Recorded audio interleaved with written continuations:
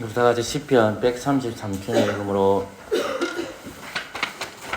2022년 12월 25일 52번째 주일을 시작하도록 하겠습니다.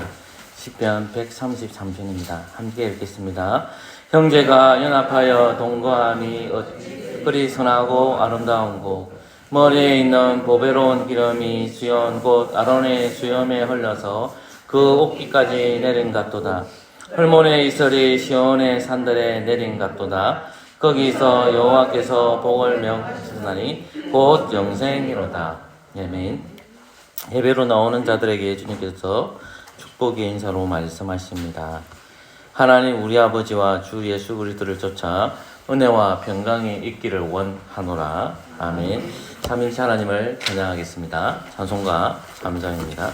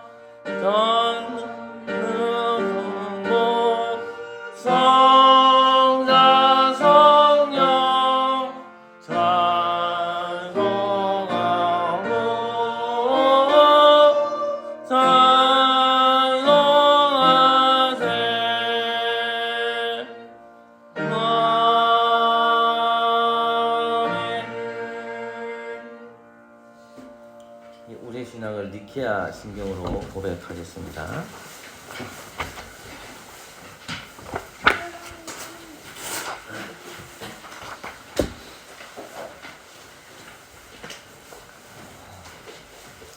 예, 함께 니케아 신경을 고백하겠습니다.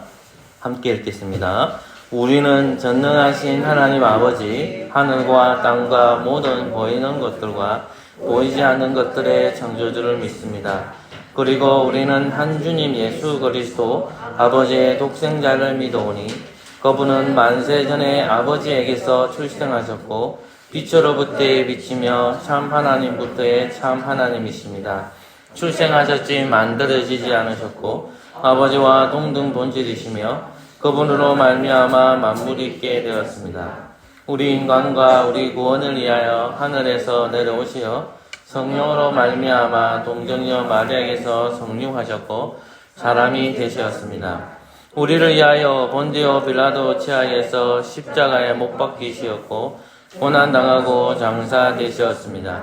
성경을 따라 사흘 만에 부활하셨고 하늘로 올라가셨고 아버지의 오른편에 앉아 계시며 영광 중에 다시 오시어 산자들과 죽은 자들을 심판하실 것입니다. 그분의 나라는 끝이 없을 것입니다. 우리는 주님이시며 생명의 수요자이신 성령을 믿어오니 그분은 아버지와 그리고 아들로부터 나오시며 아버지와 아들과 함께 경배와 영광을 받으시는 분이며 선지자들을 통하여 말씀하셨습니다. 우리는 하나의 거룩하고 사도적인 공교회를 믿습니다. 우리는 사제를 얻게 하는 하나의 세례를 고백합니다. 우리는 죽은 자들의 부활과 내세의 생명을 대망합니다. 아멘. 언약의 말씀 출애굽기 20장 1절에서 17절까지입니다.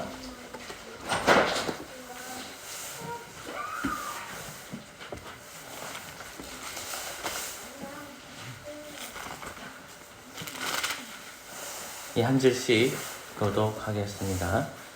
제가 먼저 읽겠습니다.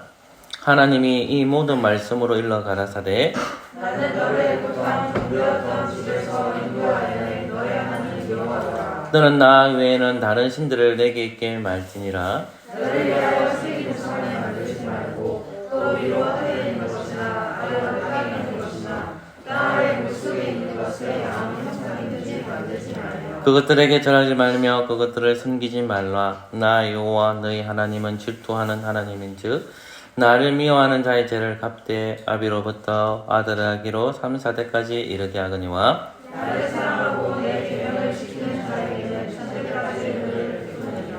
너는 너희 하나님 여호와의 이름을 망령되이 이끌지 말라. 나 여호와는 나의 이름을 망령되이 이끄는 자를 죄 없다 하지 아니하리라. 안식일을 기억하여 거룩히 지키라. 여섯 동안은 힘써 내 모든 일을 행할 것이나 제7일은 너의 하나님 여호와의 안식일인즉 너나 내 아들이나 내 딸이나 내 남종이나 내 여종이나 내 유축이나 내 문화에 유하는 객이라도 아무 일도 하지 말라. 이는 여섯 동안에 나 여호와가 하늘과 땅과 바다와 그 가운데 모든 것을 만들고 제7일에 쉬었습니다.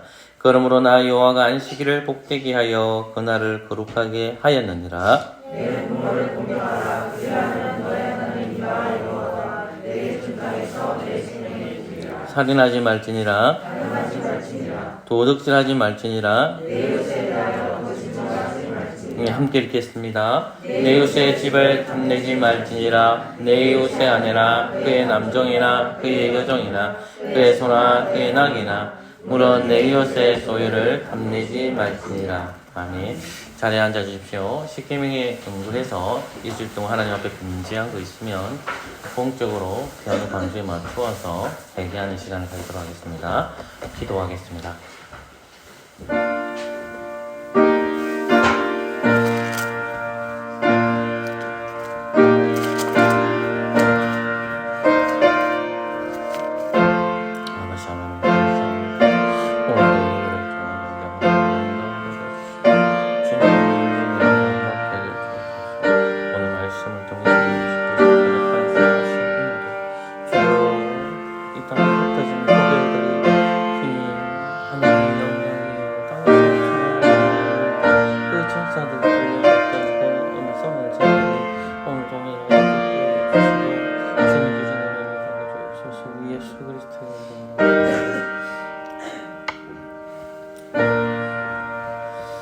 회개하는 자에게 주님께서는 사절을 선포하십니다.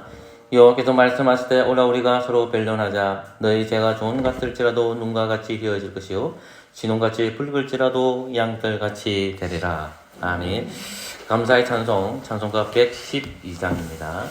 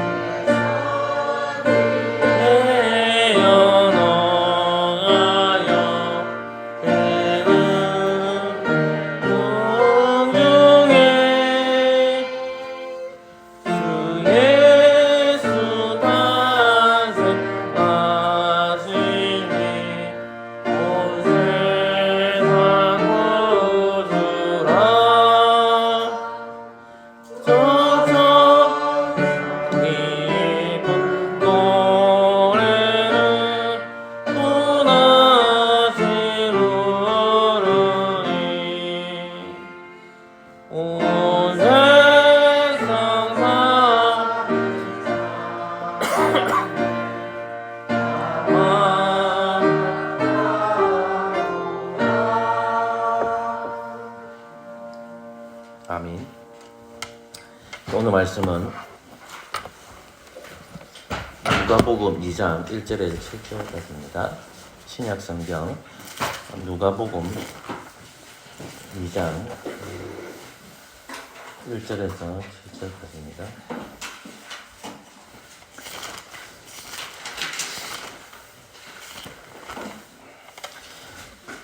제가 읽겠습니다. 신약성경 누가복음 2장 1절에서 7절까지입니다. 이때에 가이사 아구스토가 영을 내려 천하로 다 호적하라 하였으니 이 호적은 구레노가 수리아 총독되었을 때에 첫 번 한 것이라. 모든 사람이 호적하려 각각 고향으로 돌아가며 요셉도 다윗의 집 족속 인구로 갈릴리 나사렛 동네에서 유대를 향하여 베들레헴이라 하는 다윗의 동네로 그 청혼한 마리아와 함께 호적하러 올라가니 마리아가 이미 잉태되었더라. 거기 있을 그때에 회사할 날이 차서 맏아들을 낳아 항부에 싸서 구유에 뉘었으니 이는 사간에 있을 곳이 없음이라라. 아멘. 기도하겠습니다. 사랑해 주님 감사합니다. 또 오늘도 말씀을 통하여 위로하여 주시고 또 그리스도께서 아기 예수로 오신 날을 이 땅의 교회가 기억하며 그 주의를 지키고 있습니다. 하나님 아버지, 오늘도 동일하게 말씀을 통하여 주님께서 오신 이유를 깨닫고 장차 오실 그리스도를 소망하는 우리 모두 되도록 주님 말씀을 잘 깨닫게 하여 주시옵소서. 예수 그리스도의 이름으로 기도합니다. 아멘. 한 달 동안에 예수님이 탄생하실 것에 대한 예언과 또 예수님 탄생하실 본문을 가지고 지금 설교를 계속하고 있고 또 성경 공부를 하고 있습니다. 오늘은 예수 그리스도께서 이 땅에 오셨습니다. 정확한 날짜는 우리가 알 수는 없지만은 교회에서는 12월 22일을 그리스도께서 오신 아기 예수님께서 이 땅에 태어난 날로 기억하고 또 그 주에 주님께서 오신 날을 예배를 드립니다. 25일이 오늘 또 주일을 알고 같이 겸해 있어서 대부분의 교회들은 주일날 이렇게 모여서 예배를 드릴 것입니다. 세월이 지나가면 지나갈수록 그 아기 예수님께서 이 땅에 오신 것에 대한 소중함을 많이 잊어버리고 살아갈 수는 있습니다. 그러나 우리는 그 아기 예수님께서 이 땅에 오신 것과 더불어서 그 예수님께서 이 땅에 심판주로 오실 것을 더불어서 소망을 해야 됩니다. 예수님의 탄생에 대한 이야기는 하도 많이 들어서 대부분의 성도들이 기억하고 있지만 그럼에도 불구하고 예수님의 탄생에 대한 이야기는 너무나도 중요합니다. 그 탄생에 대한 이야기가 마태복음 1장과 2장에 기록이 되어 있습니다. 그리고 오늘 우리가 살펴본 본문에서도 누가복음 1장과 2장에서 예수님께서 오실 것과 예수님께서 탄생한 이야기를 나누고 있습니다. 오늘 본문 우리가 보는 본문은 누가복음 2장 1절부터 7절의 내용입니다. 저는 여러분들에게 7절 말씀을 좀 강하게 외치려고 합니다. 왜 예수 그리스도께서는 하나님의 아들로 이 땅에 오셨지만 강보에 쌓였고 구유에 누여졌는지 그것이 우리에게 어떤 의미인지를 오늘 말씀을 통해서 확인하고 그 말씀을 확인한 순간부터 성경 안에서 우리가 어떻게 살아가야 할지를 말씀을 통해서 깨달았으면 좋겠습니다. 먼저 2장 1절 말씀을 이렇게 시작합니다. 이때 가이사 아구스토의 영을 내려 천하를 다 호적하라 하였으니 2절 이 호적은 구레노가 수리아 총독되었을 때에 첫 번 한 것이라. 아멘. 2장 1절에 나오는 가이사라는 말과 아구스토라는 말은 옥타비아누스를 가리킵니다. 성경을 아무리 찾아봐도 옥타비아누스라는 단어는 한 단어도 나오지 않습니다. 세속의 역사에 있어서 로마의 첫 번째 황제가 옥타비아누스입니다. 이 사람이 로마에서 전성기의 시대를 누렸고 그 황제의 이름을 아구스토라고 부르는 겁니다. 그래서 로마에 있는 황제들은 대부분 아구스토로 붙이는데 오늘 2장 1절에 나오는 가이사 아구스토는 옥타비아누스를 가리킵니다. 시간이 되시고 로마에 대해서 공부하고 싶으면 따로 로마 역사를 공부하시면 될 것 같고요. 그때에 로마의 황제에 있던 옥타비아누스 가이사 아구스토가 이스라엘을 정복을 했습니다. 정복하고 나서 그가 한 일 중에 무엇이냐면 그들이 가지고 있는 종교는 인정은 하지만 그의 명을 따라야 되고 호적 조사를 실시합니다. 그래서 그가 파견한 총독이 구레노라는 사람입니다. 그가 수리아의 총독이 되었다는 말입니다. 이스라엘 땅을 보면 그 갈릴리가 맨 이쪽에 있고 그 다음에 중간이 사마리아 땅이고 유다 땅입니다. 갈릴리 이쪽이 수리아 지역이거든요. 그 수리아 지역에 총독되었던 구레노가 가우스의 옥타비아누스 황제의 명을 받아서 인구조사를 하게 된다는 것입니다.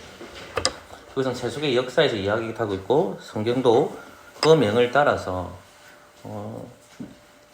요셉과 마리아가 원래 나사렛에서 살고 있었는데 자신들의 요셉의 고향으로 내려갑니다. 그것은 다름 아닌 베들레헴이라는 곳입니다.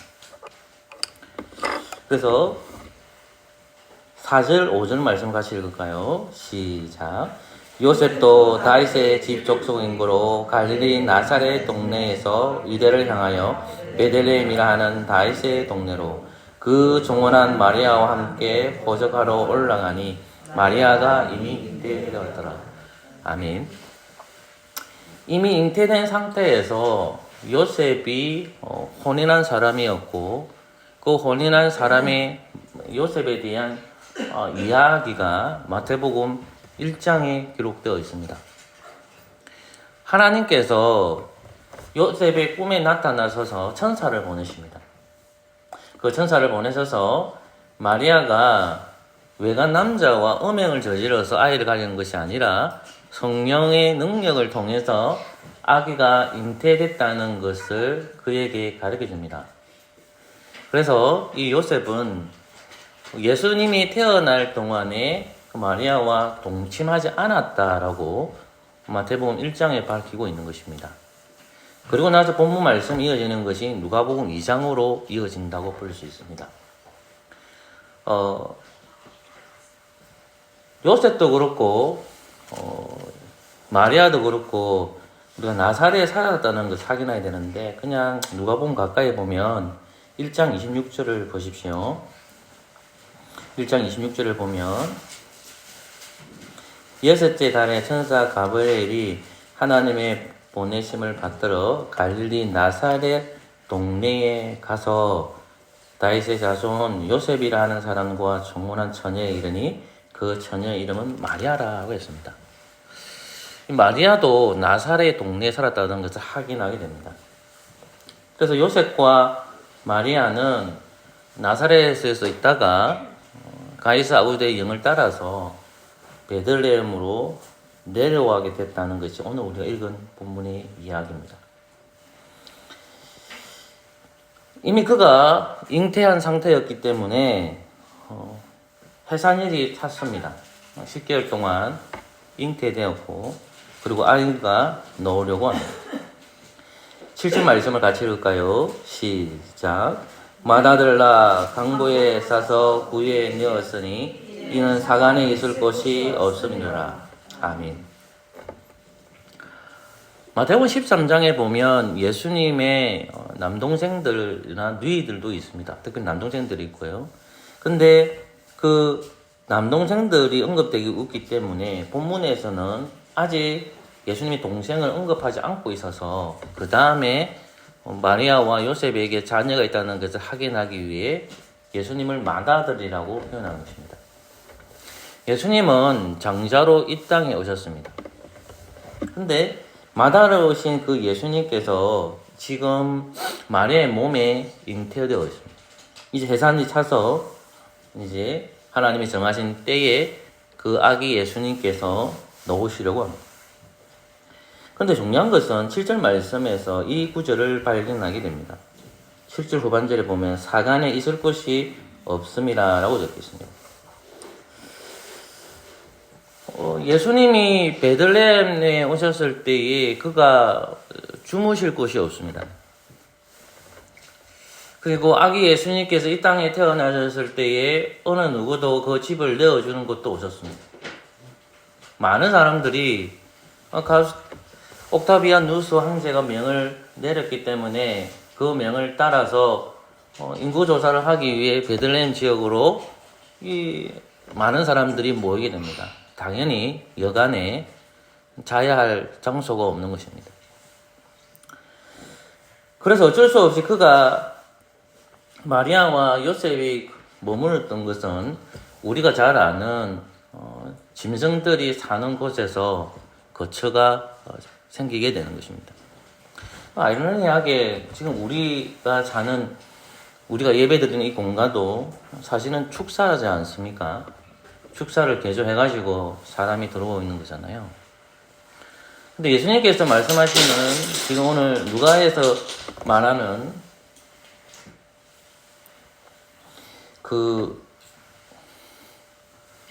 까먹었다.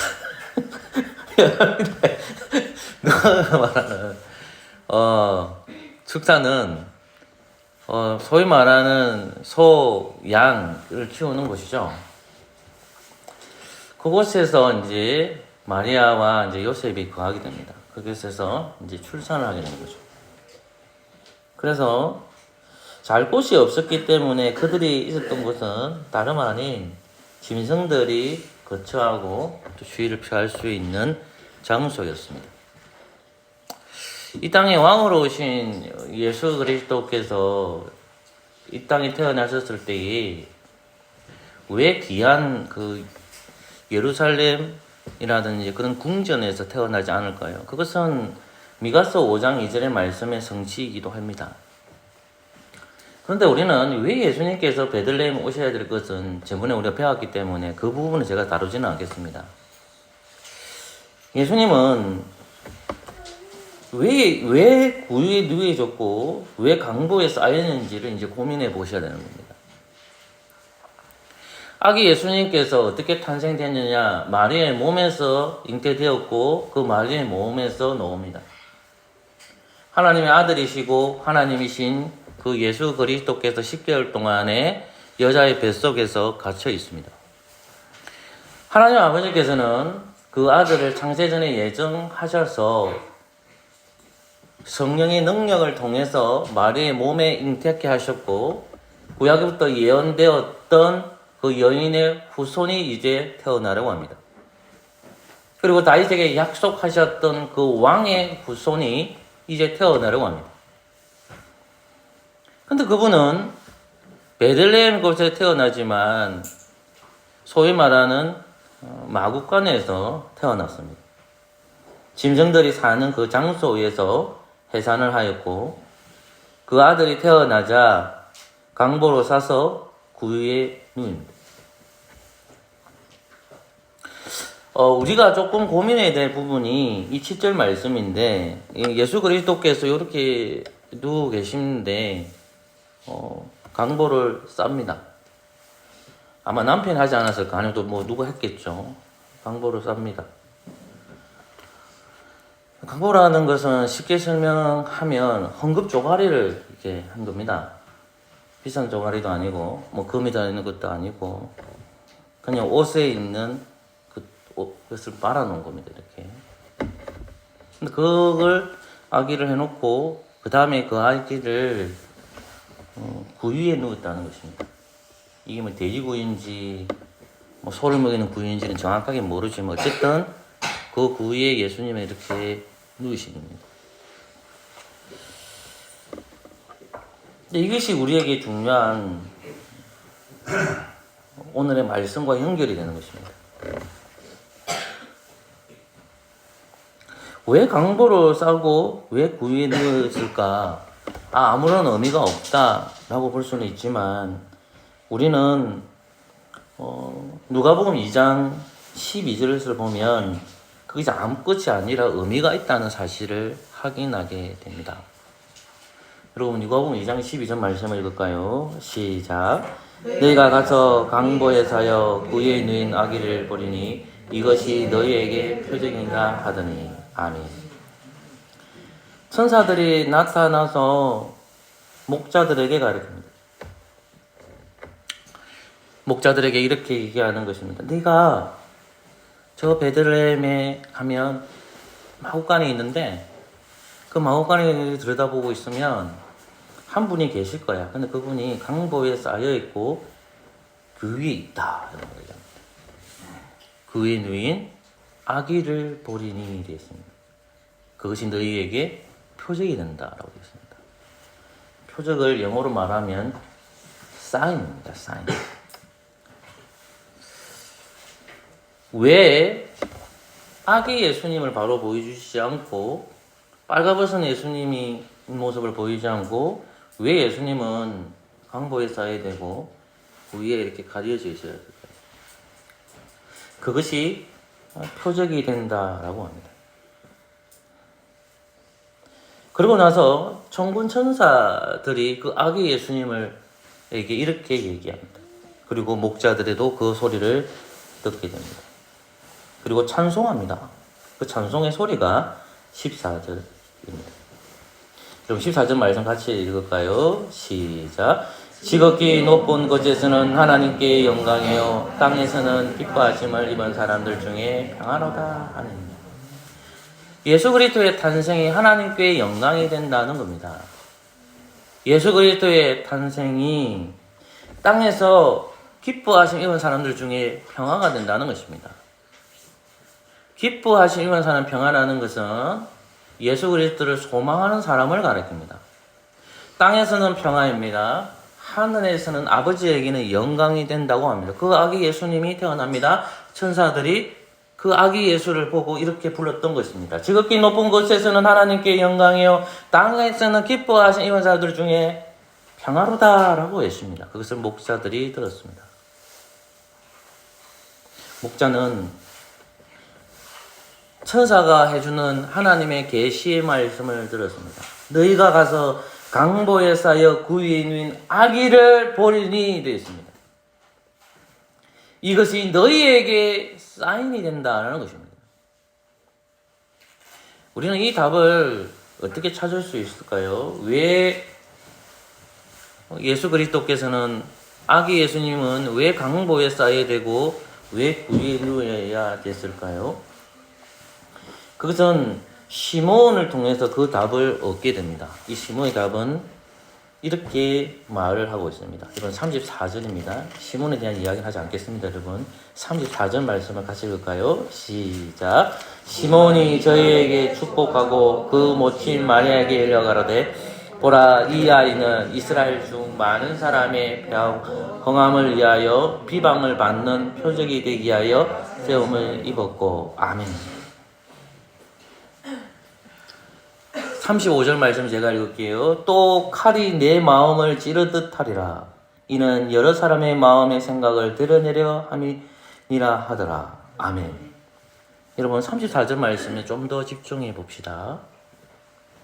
이스라엘 사람 중 많은 사람들의 평하고 흥함을 위하여 비방을 받는 뭐가 되겠죠? 표적이 된다. 예수님께서 이 땅에 오신 것은 많은 사람들로부터 놀림을 당할 표적이 된다는 것입니다. 이 표적도 사인입니다. 왜 누가는 성령의 영감으로 이 말씀을 기록하면서 표적이라는 단어가 2장 12절에 나오고 또 표적이라는 단어가 2장 34절에 나옵니다. 그것은 예수님께서 강보로 쌓이고 그 위에 누워 있었다는 것은 시몬의 대답에서 확인하는 것입니다.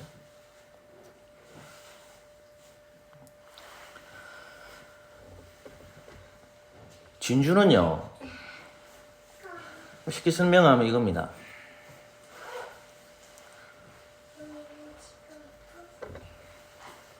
가장 귀하신 분이 안에 있는데 그 귀하신 예수님이 강보와 구유에 숨겨져 있습니다. 구유를 통과해야 되고요. 강보를 통과해야만 아기 예수님이 보입니다. 강보와 구유는 아기 예수님이 안에 계신데 그 아기 예수님이 강보와 구유를 누리는 것은 뭐냐면 예수님이 이 땅에 오신 이유를 가리킵니다. 예수님은 왕으로 오셨지만 황금으로 된 옷을 입고 있지 않습니다. 예수님은 왕으로 오셨지만 마구간에서 태어나셨고요. 산통의 고통을 통해서 정말로 유명한 그런 의사들이 있거나 그것을 통해서 예수님이 탄생된 것이 아니라 그냥 마리아의 산통을 통해서 그 아이가 태어난 겁니다. 그리고 강보에 쌓여졌습니다.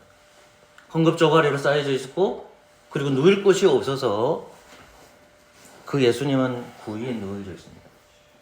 구유와 강보는 무엇을 상징할까요? 그것은 시몬의 대답에서 확인되는 것입니다. 예수님은 이 땅에 영광받으러 오시는 것이 아니라 예수님은 고난받기 위해서 왔다는 것을 강보와 구유를 통해서 확인하게 됩니다. 아기 예수님은 강보에 쌓여 있고 구유에 누워 있습니다. 그 강보와 구유에 있는 것을 천사들은 목자들에게 보라고 말씀하셨습니다. 너희에게 사인이 될 것이다. 사랑하는 성도 여러분, 우리는 시몬이 말한 대답에서 예수 그리스도께서 와 강보와 구유에 쌓은 이유를 확인하게 되었습니다. 비방을 받는 표적이 되기 위해서 예수 그리스도께서 이 땅에 오셨다는 것을 확인하게 되고 가장 낮아진 모습을 보여줍니다. 예수님이 가장 비천한 자의 모습으로 오셔서 우리를 구원하시기 위해서 나셔셨다는 겁니다. 하늘에 있는 보좌를 버리시고 너무나도 낮은 땅에 내려갔다는 말입니다.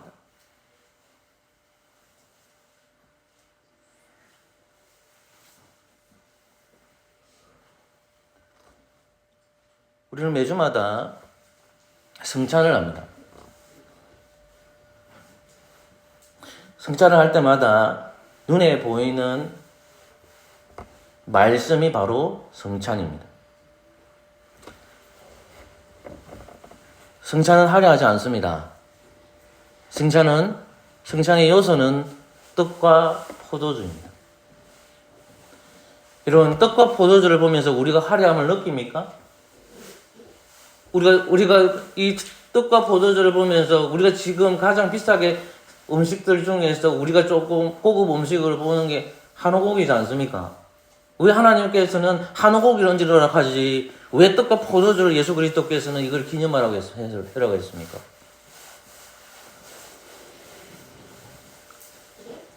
주님께서는 공생의 때에 떡과 포도주를 통해서 자신이 교회를 구원해 주실 것이라는 것과 자신이 몸을 통해서 언약의 백성들을 구원해 주실 것을 기억하기 위해 반드시 떡과 포도주 이걸 성찬을 시행하라고 했습니다.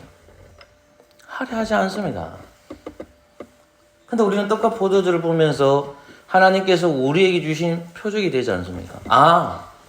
예수 그리스도께서 우리를 십자가에 지셨다는 것을 이 떡과 포도주 성찬을 통해서 확인하고 있지 않습니까? 여러분, 교회는 제가 리모델링을 하면서 이런 생각 저런 생각이 드는데 두 가지였고 하나는 복음적인 생각이었고 하나는 비복음적이었지만 그것이 와닿았던 말이 있습니다. 리모델링을 할 때에 모든 민족교회에서 하나님 은혜로 도와주신 것은 너무나도 감사한 일입니다.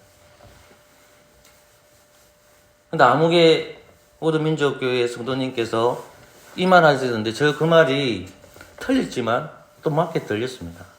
목사님, 세상 사람들은 설교가 좋은지 설교가 나쁜지 모릅니다. 우선 세상 사람들은 교회 안에서 어떻게 있고 어떻게 교제하고 성경이 뭐고 그것에 관심이 없습니다. 세상 사람들은 겉모양에 관심이 있습니다. 목사님, 교회에 있어서 가장 중요한 게 뭐냐 했을 때에 건물이라고 했습니다. 건물이 허름엉텅하고 쓰러져가고 화장실은 엉망이 돼 있고 세상 사람들이 지나갈 때에 이 건물을 쳐다보면 야, 교회 믿으면, 예수님 믿으면 진짜 하나님 언약 복도 주고 하나님께 잘해준다 해놓고 이 교회는 왜 이렇게 더럽고 화장실도 썩었고 예배당에 갔더만 새고. 그럼 세상 사람들이 교회 다니고 싶겠냐고. 비보험적인 말입니다. 그래서 참 와닿더라고요. 와닿더라고. 화장실을 바꾸고 싶었고 천장에 있는 그 비가 새는데 염려가 되니까 그런 말을 들을 때마다 참 와닿더란 말입니다. 비복음인데 그게 참 와닿는단 말입니다. 중요한 것은 무엇일까요? 왜 파서교회가 제가 칼럼에도 적었지만은 1990년부터 시작하여 2022년까지 33살까지 지금 살았는데요. 생존했는데요. 이 파서교회에서 가장 귀한 것이 무엇입니까? 세상 사람들은 바깥에 건물을 보고 있지만은 파서교회는 그리스도를 품고 있기 때문에 그런 겁니다. 세상 사람들은 껍데기를 봅니다. 근데 아주 너무나도 귀하신 그리스도의 복음을 우리가 간직하고 있다는 말입니다. 세상 사람들은 구유를 봅니다. 세상 사람들은 강보로 봅니다. 우리는 강보와 구유에 쌓여있는 아기 예수님을 보아야 합니다. 우리 교회는 아기 예수님을 품고 있습니다. 그 아기 예수님께서 자라셔서 십자가를 지시고 그리고 이 땅에 다시 오실 것을 소망하기 때문에 파서교회의 소망은 이 땅에 주님의 몸된 교회의 소망은 무엇입니까? 주님이 교회에 있다는 겁니다. 주님을 품고 있다는 것입니다.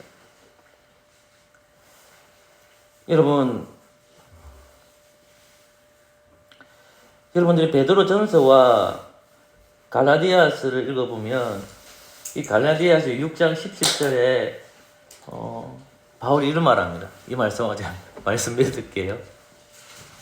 6장 17절에 이 말을 합니다. 이후로는 누구든지 나를 괴롭게 하지 말라. 내 몸에 예수의 흔적을 지니고 있노라 라고 합니다. 여러분 베드로전서 읽어보십시오. 그 베드로전서 읽어보면 고난에 대해서 엄청 강조합니다.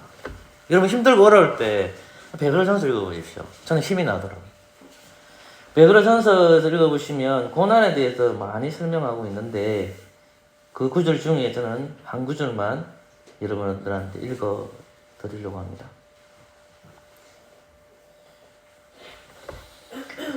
4장 13절입니다. 오직 너희가 그리스도의 고난에 참여하는 것으로 즐거워하라. 이는 그의 영광을 나타내실 때에 너희를 즐거워하고 기뻐하게 하려 함이라입니다. 고난에 있는 것을 하나님께 영광 돌리라는 겁니다. 사도 바울에게 고난은 무엇일까요? 갈라디아 교회에 할례 받은 사람들이 믿음이 좋고 무할례 받은 사람은 믿음이 없다. 그런 말들이 갈라디아 교회에 퍼집니다. 그래서 사도 바울이 뭐라고? 나는 예수의 흔적을 가지고 있다라고 합니다. 너희들은 그 할례를 자랑하느냐? 나는 할례를 받았지만은 내가 자랑하는 것은 내가 예수의 흔적을 가지고 있다. 그게 뭔지 압니까? 복음을 전하다가 자기 몸이 찢어지는 겁니다. 사도 바울은 옷을 벗으면요 상처 투성이에요. 나는 복음을 전하다 이 흔적을 자랑한다 라고 하는 겁니다.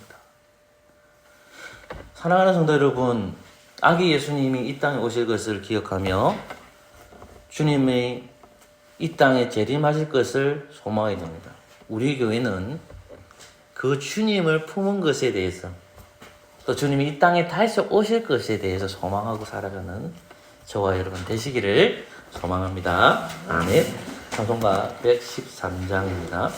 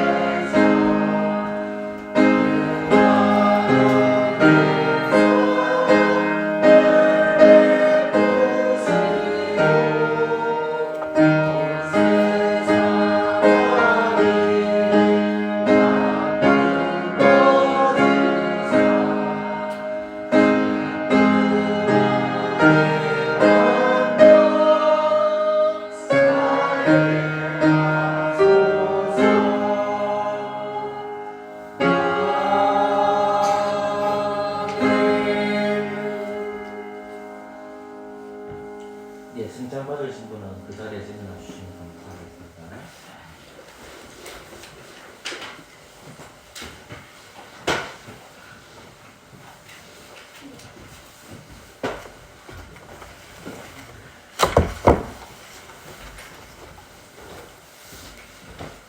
시편 23편 1절만 전하겠습니다.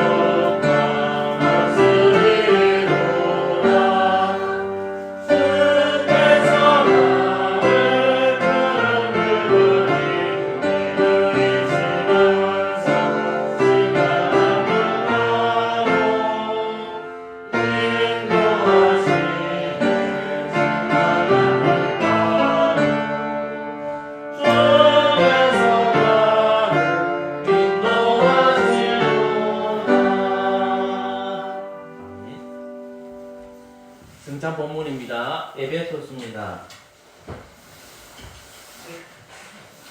1장 22절과 23절입니다. 제가 읽겠습니다. 1장 22절과 23절입니다. 또 만물을 그 발 아래 복종하게 하시고 그를 만물 위에 교회의 머리로 주셨느니라. 교회는 그의 몸이니 만물 안에서 만물을 충만케 하신 자의 충만이니라. 아멘. 하기 예수님께서는 태어나셔서 33년의 인생을 사시고 돌아가십니다. 그리고 지옥 아래 내려가셔서 주님은 3일 동안 고통을 당하시고 부활하십니다. 그리고 40일 동안에 자기가 부활하신 것을 말씀하시고 하늘로 올라가셨고, 그리고 우리에게 보내주신 것이 성령님입니다. 그것이 사도행전 2장의 내용입니다. 그리스도를 믿는 모든 사람들에게는 성령님이 우리 안에 거하십니다. 그런 분들을 가르쳐 교회라고 합니다. 여러분들은 교회입니다. 교회는 그의 몸입니다. 몸된 우리가 우리의 구원주가 누구인지를 확인하는 시간이 성찬입니다. 떡이 있고 포도주가 있습니다. 떡은 예수님의 몸입니다. 포도주는 그리스도의 피를 가리킵니다. 이 둘 다 가리키는 건 뭐냐면 우리 주님께서 우리를 위해 고난을 당하셨다는 것과 십자가를 지셨다는 겁니다. 제가 여러분들에게 마태복음 16장 말씀을 수요 시간에 이야기하지 않았습니다. 마태복음 16장 말씀을 보면 주님께서 그의 제자들에게 가르칩니다. 자기 십자가를 지고 가라고 합니다. 사랑하는 성도 여러분, 주님이 대신 져주시는 것이 아니라 그 십자가를 지고 가라고 합니다. 그러면 삼위일체 하나님께서 져주실 것입니다. 여러분의 십자가는 분명히 있을 것입니다. 다른 사람이 져줄 수가 없습니다. 목사에게 십자가가 있고요, 성도 여러분들에게 십자가가 있습니다. 각자의 짐을 지고 가셔야 됩니다. 그때마다 누구를 생각해야 될까요? 예수 그리스도를 생각해 주십시오. 성령님은 우리에게 소망을 주십니다. 그리고 그리스도 오실 날을 대망하며 살아가는 저와 여러분 되시기를 소망합니다. 아멘.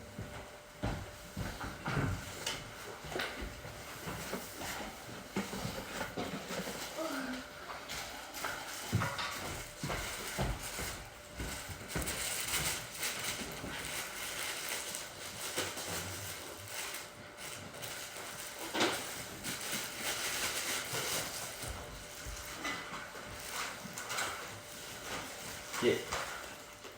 이것은 이 떡은 예수님의 몸입니다. 아멘.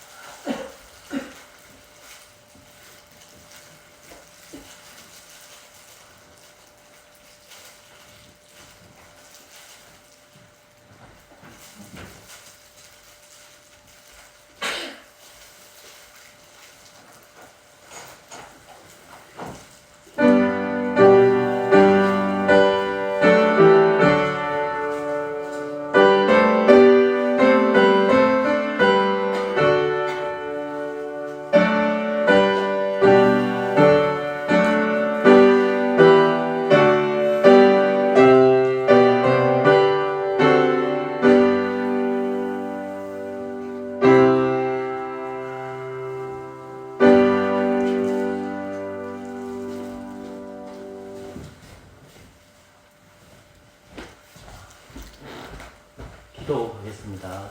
주님, 감사합니다. 한 떡에 참여합니다.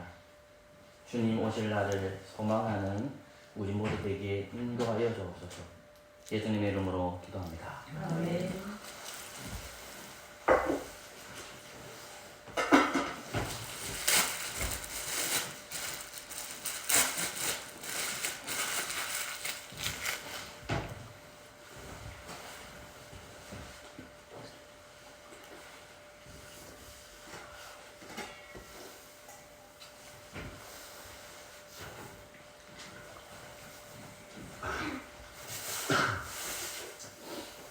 이 포도주는 예수님의 피입니다. 아멘.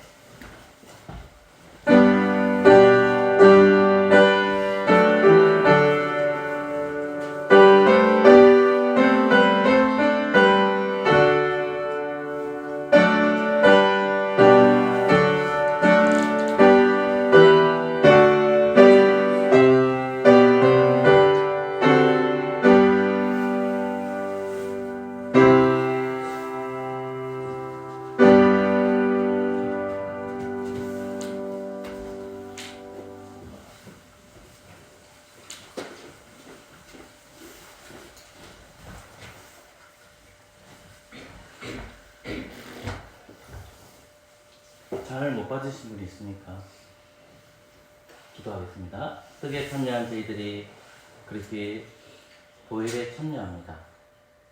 예수 그리스도의 이름으로 기도합니다. 아멘.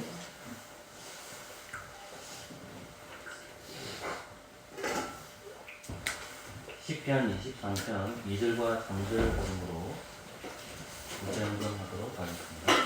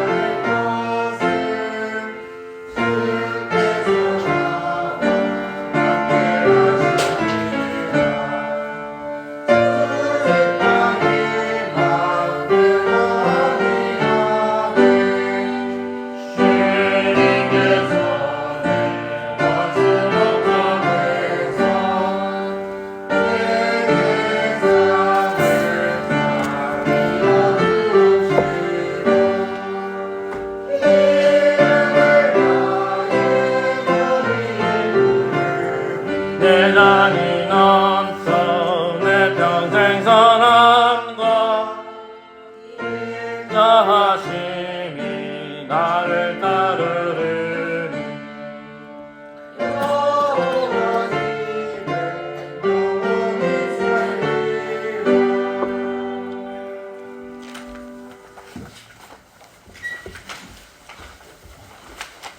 자리에 앉아 주십시오. 예, 기도하겠습니다.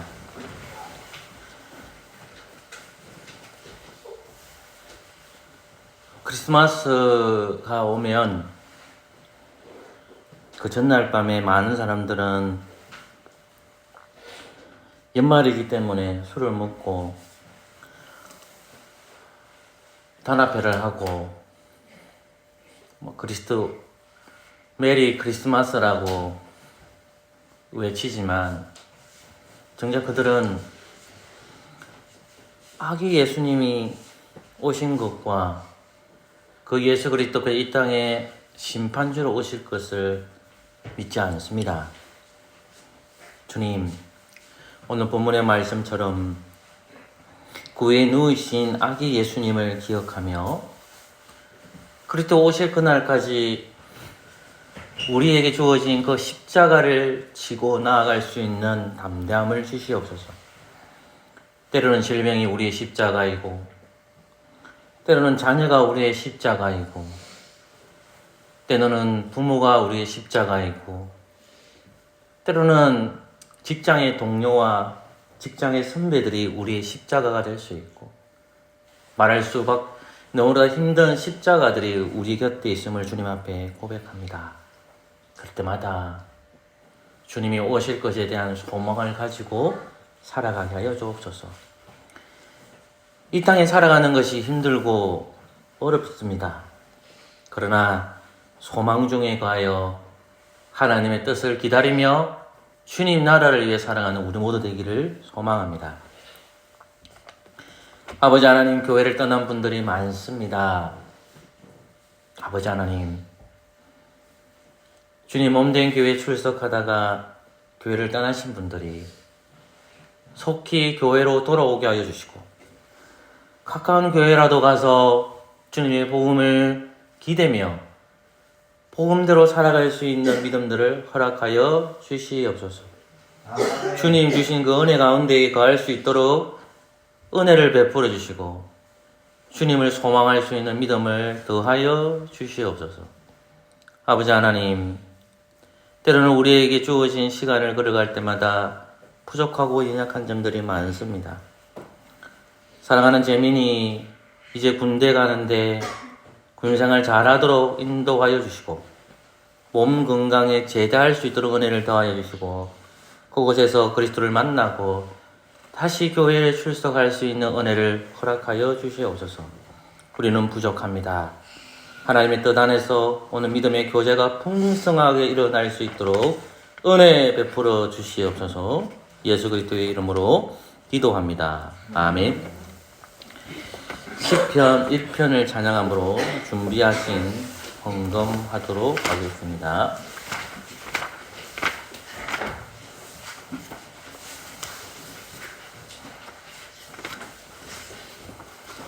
시편 1편을 부름으로 준비하신 헌금하도록 하겠습니다.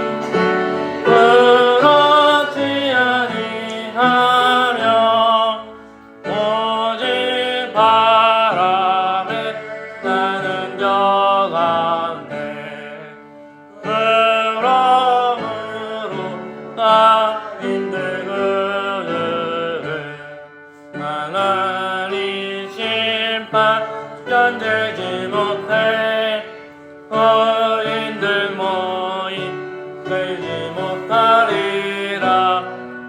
어인의 길은 너인들의 길은 여호와께서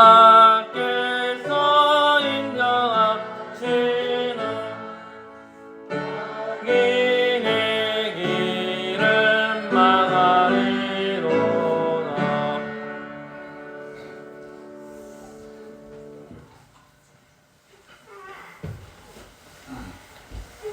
기도하겠습니다.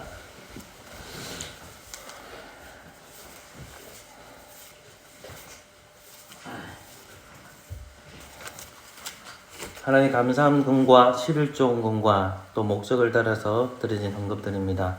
주일 헌금을 드립니다. 우리의 몸을 드립니다. 아버지 하나님, 2022년도도 가고 이제 2023년도가 다가옵니다.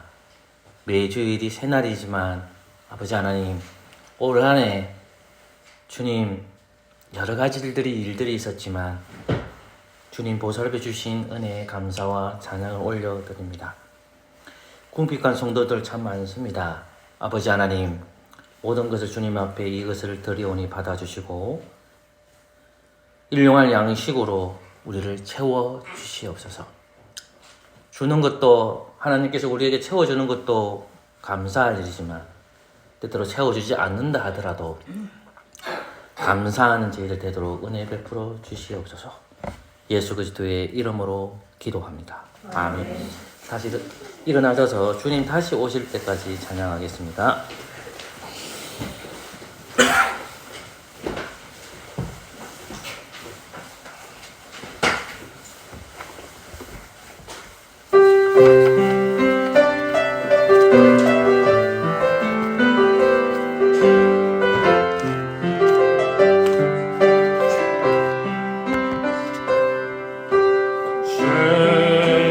다시 오실 때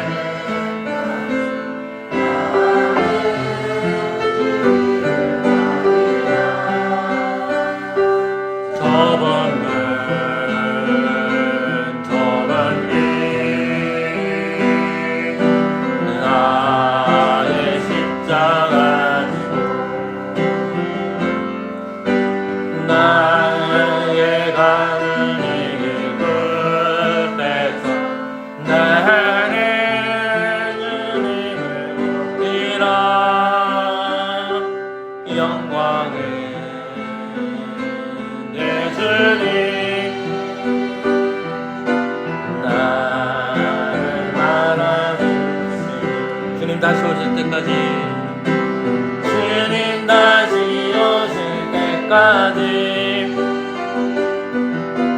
나는 일어나 달려가리라 주의 영광 온 땅 덮을 때 나는 일어나 노래하네 내 사모하는 주님 온 세상 거저세라 내 사모하는 주님 영광의 왕이시라.